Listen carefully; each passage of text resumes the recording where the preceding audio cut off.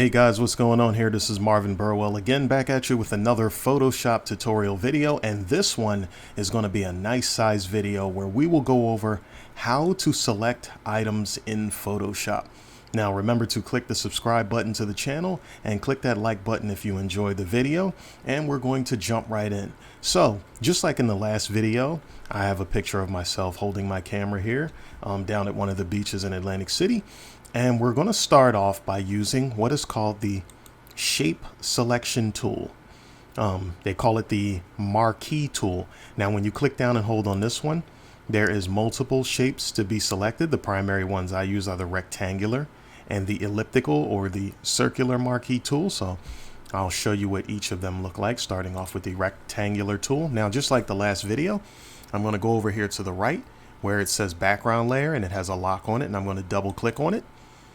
And it asks for the name. We don't have to name it. I'm just going to hit enter, and this unlocks the layer so that I can do things to it. So I'm going to click the rectangular marquee or selection tool and just pick where you want to surround something that you want to move or delete or manipulate. I will just click and drag, and you have, if I were to zoom in and show you, you have what they like to call the marching ants, but it's like a moving dotted line, and that lets you know what you have selected.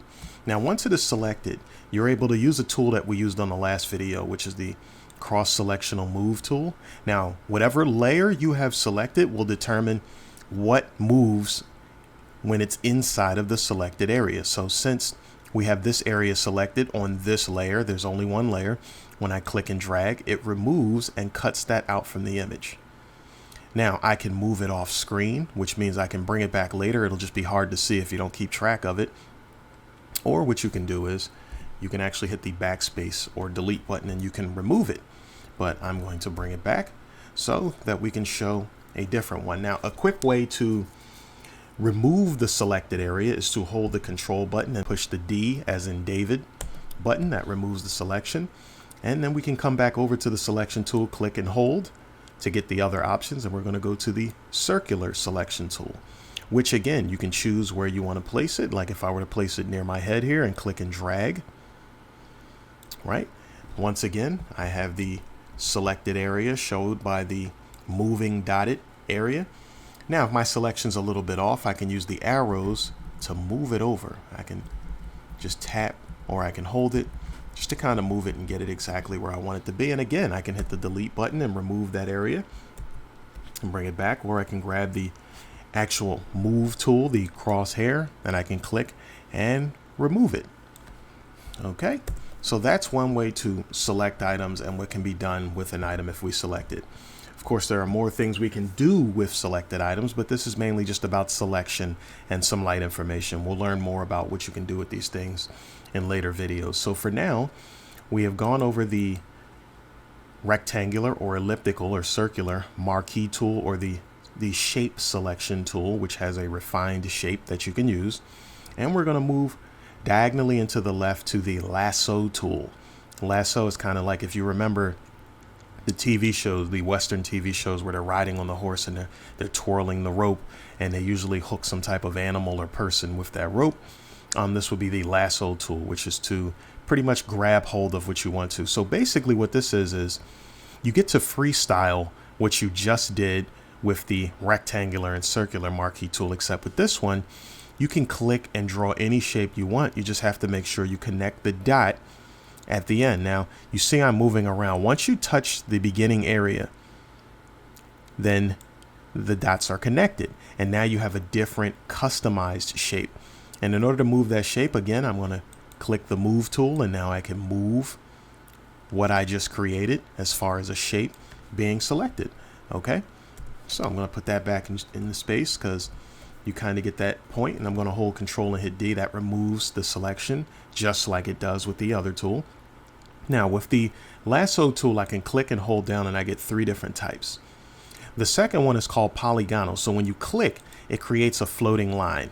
You just click one time and it creates this floating line, and the floating line moves until you click again, and now you get another line, and then you click again. The key is to make sure that you connect the dots. And once you get back to your original dot, if you notice, a small circle appears near where my arrow is moving to let me know that that's the dot connecting area. So once I click, now once again, I have the marching ants, so to speak, or the moving dots. That lets me know my selection is complete.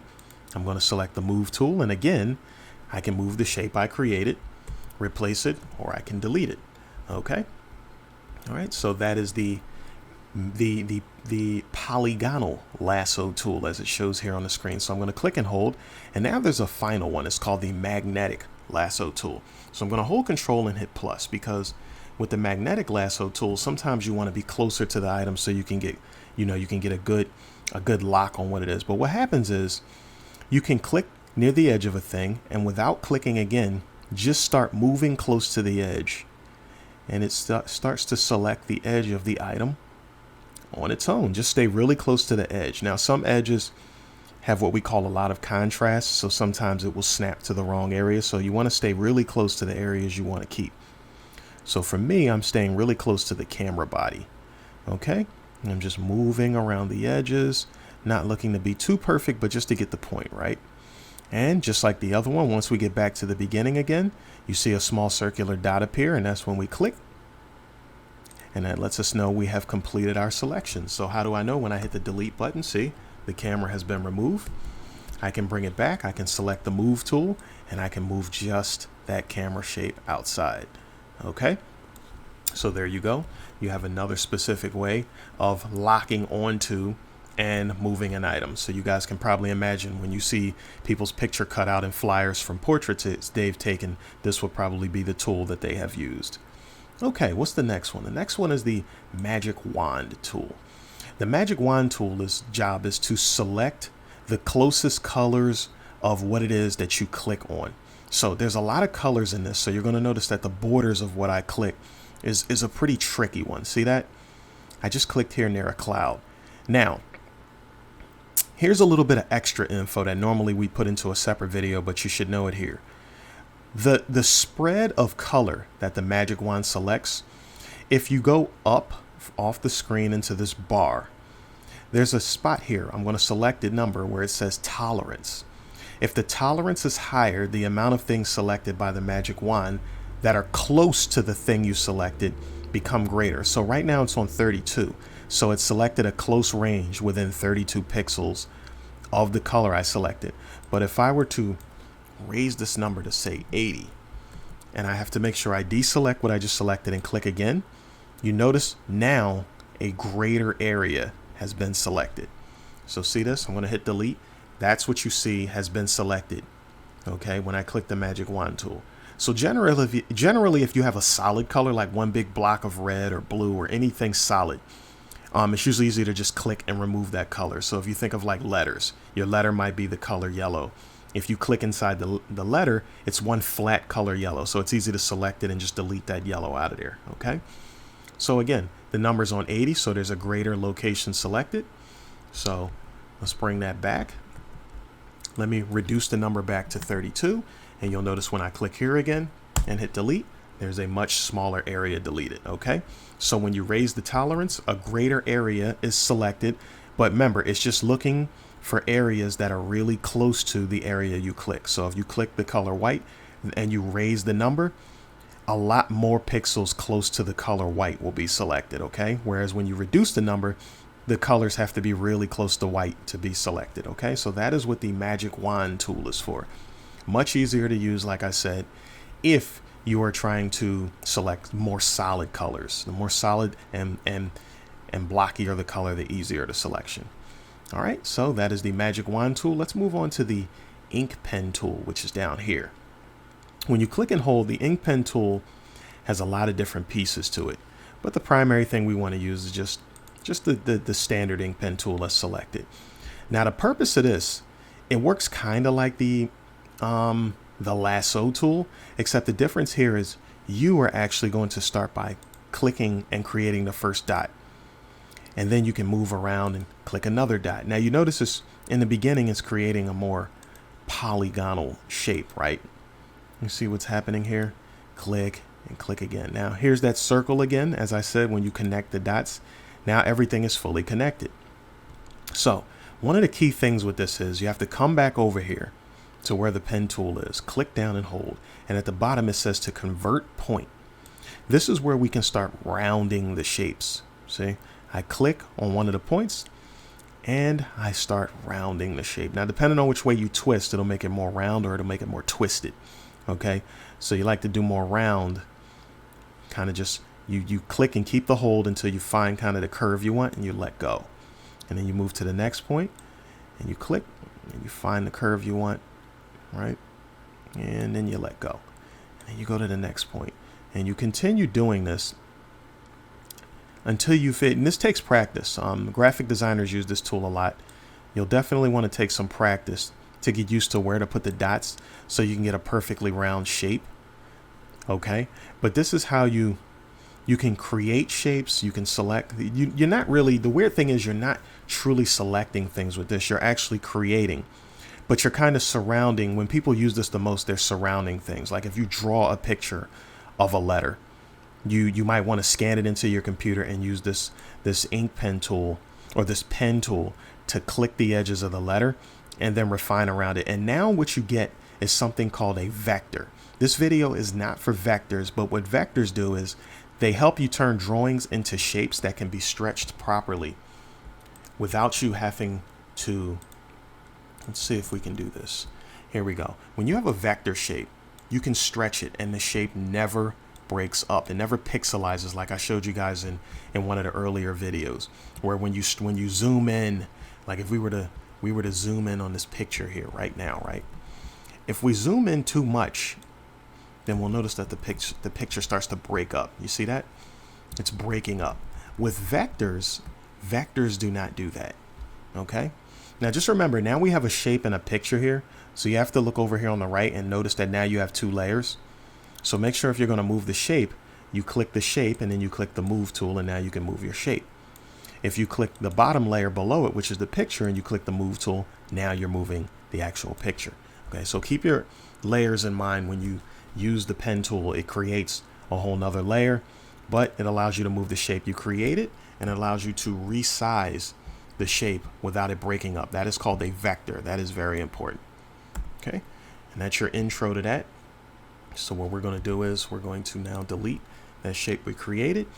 And there's more to that pen tool that we'll do on a separate video, like I said, but there's your intro on why you will want to use that tool.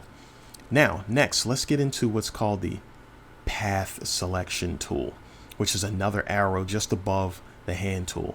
So now with this, what I'm going to do is, let's see, I'm going to bring my shape back.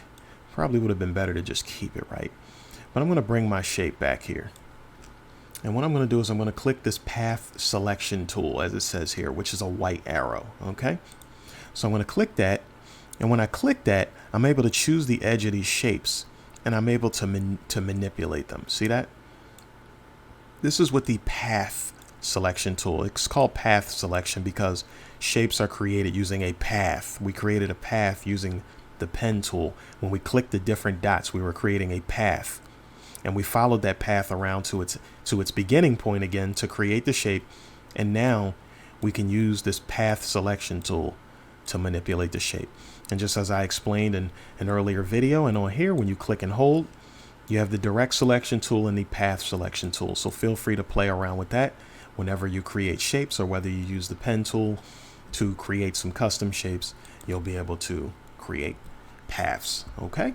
Now, with that being selected, the last thing we're going to create is selecting a color with what's called the eyedropper tool, which is right here. Okay, so we're going to click the eyedropper tool. Now, this is you're going to get a lot of mileage out of this among some of the other things I've shown you, but this here is very important. Let's say you see this like yellowish green, this vibrant neon green color that's on the shirt here, or even the red color that's inside the sweater.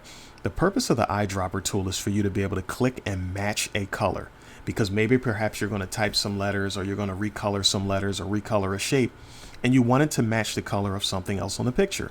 Well, the eyedropper tool, let's show you where the change will show up at, right? So let's go over here to the toolbox. At the bottom, you see this red square right here, right? The red square is what color we have selected for whenever we create shapes or when we type letters or use the paintbrush or something like that, which you guys are going to see later. But the difference is now that you have the eyedropper tool, whatever you click will change that box to a new color. Watch. See that? Now that we click this color inside the shirt, over here, this box where the colors are has been changed. Now, when you click the box itself, it shows you where that color lies in the color spectrum. And when you're in here, you can click and choose whatever color you want. But the good thing is, even when you click to choose your color, you get an automatic eyedropper tool actually. So it comes up on its own and you can click certain places in the picture and it's giving you the color that you are clicking. So that's how you select colors. You would use the eyedropper tool, and there's two ways to do it. You can click the eyedropper tool right here inside of the tools pane, or even if you have the move tool selected, when you select the color box, the eyedropper tool still automatically comes up, where again you can start selecting whatever color it is that you want to select so that you can type or create shapes of that color whichever way you want to. Okay, all right guys, so you have just learned about the shape selection tool, right, where we clicked and dragged and we had the ability to move the shape and delete the shape and stuff like that. And I told you guys about the moving dotted lines that it creates once something is selected. Okay. And then we have, you can click and hold and get different shapes to help select different things. Okay. We talked about the lasso tool, the polygonal lasso tool, or the magnetic lasso tool, right? Because we know that when you use these are ways of like customizing the shape in which you select something. So very important tool here when you're moving pieces out of the background. There's some really cool stuff you guys are going to see me do with that in later videos. Okay. And remember, you just choose the lasso tool if you want to just freestyle a selection with your hand. You choose the polygonal if something has a really strong, rigid shape, not like circles, but more like squares and rectangles. And you choose the magnetic lasso tool when you feel like you just have trouble latching onto things. You can just click really close to them and just move your mouse along the edge. Now, when you're using the magnetic lasso tool, you may accidentally cut across things and wind up in the wrong spot, but just hurry up and connect the dots, hold control and hit the D button, as I told you earlier too, which means deselect. So hold control, hit D to deselect that location, and then you can click and you can start tracing again. Okay, so that's something you might want to know. All right, then we went to the magic wand tool, and I told you guys about the tolerance up top. When you change the number, the area that you click and select will be greater because more colors closest to that color can be selected. And then from there, we went on to the pen tool. This is where I single-handedly created a shape by using certain dots, right, going around the circle. And then we always make sure if we see that small circle, we know we've returned back to our starting spot. And that's what lets us solidify our shape, where we can now get the move tool and we can move it around and we can do things like stretch it and it won't break up, right? Just like pictures do, because now we have what's called a vector. All right, more on that in a different video, but there's your basics for now. All right, so we're going to move that. And we also talked about the path selection tool, which is when we created our shape with the ink pen tool, we were able to manipulate the edges of the actual shape because of the path selection tool. The path selection tool is not used to move items. It's used to change the points and segments and shapes of paths, or of like rigid vector shapes and things like that. Okay. And the last thing we talked about is the eyedropper tool, which allowed us to click and actually select a specific color, or we know that we can just click on the color box and the eyedropper tool comes right up where we can click and select whatever color we want, which will become the primary color that things will become when you create shapes or you type or you paint or do things like that. Okay, guys, so hope you got that and hope you enjoyed that. That's your beginner information. It teaches you how to select things, but there will be more advanced stuff on those things later to show you how you really can get swaggy with those things and do really cool stuff in the video. Okay, remember to click the subscribe button if you guys enjoyed what it is that you have learned. Click the like button if you enjoyed this video, and keep on following for future videos. I will catch you guys in the next video.